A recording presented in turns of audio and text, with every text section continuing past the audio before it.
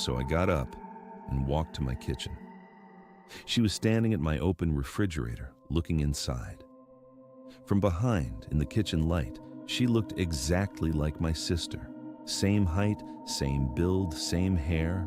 She was wearing the same sleep shirt she'd worn the night before. "Can't sleep?" I asked. She closed the fridge and turned around. And here's where it gets weird. Her face was my sister's face, completely. Same everything. But when she looked at me, there was a delay. Like, her eyes took a moment to move toward me after I'd spoken. Not a dramatic pause. I'm talking less than a second. But it was there. A processing delay. "Yeah," she said, "hungry." That was fine. That made sense. But I kept watching her, and she turned back to the fridge without saying anything else. She pulled out some leftover pasta I had, got a fork, and just stood there eating it straight from the container, looking at nothing. My sister never did that. She always sat down. She was particular about it. I must have been staring because she suddenly became aware of me watching her. When she turned her head this time, the movement seemed smoother than before, less natural, like she was adjusting her behavior based on feedback. "What?" she asked. "Nothing," I said. "I'm just tired." I went back to bed, but I didn't sleep. I lay there trying to convince myself I was being paranoid. People act weird when they're half asleep. Habits change. I didn't always turn on the hallway light first for everything. Why would she? The next morning, my sister came into the kitchen like normal, and everything was fine. Completely fine. She made coffee. We talked about her job search. She mentioned going to the grocery store. Everything seemed right. I felt stupid for being weird about it the night before.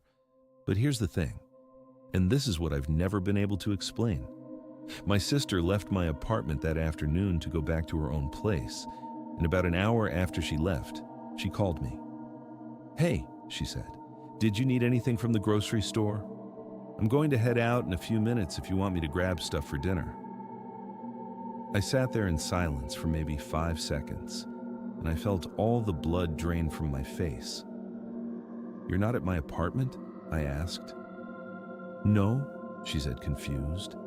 "I left like an hour ago. Remember? I told you I was going home." I told her I was confused, that I'd mixed up my timeline and hung up.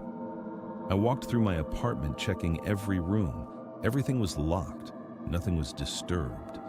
It was like someone had just left. I called my sister back and asked her very carefully what she had done the night before when she couldn't sleep. She said she'd slept fine, woke up when I did that morning. She said she didn't get up in the middle of the night. For the next 3 weeks, I tried to figure out a rational explanation. I watched security footage from my hallway camera. Nothing. No one came in or out after she left that day. My apartment has one entrance, and I would have heard it. The only explanation I could come up with was that I'd been having a lucid dream or a very vivid half-sleep experience. It happens to people. You're not fully awake, your brain fills in details, and it feels real. I've read about it, but I've also never experienced anything like that before or since. And more than that, when I really think about it, and I have hundreds of times, I remember details that are too specific for a dream.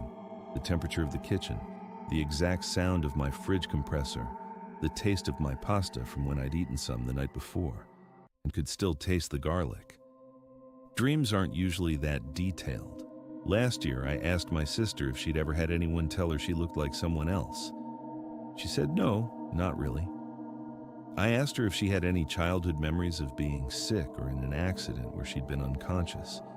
She gave me a weird look and said no. We haven't talked about that conversation since.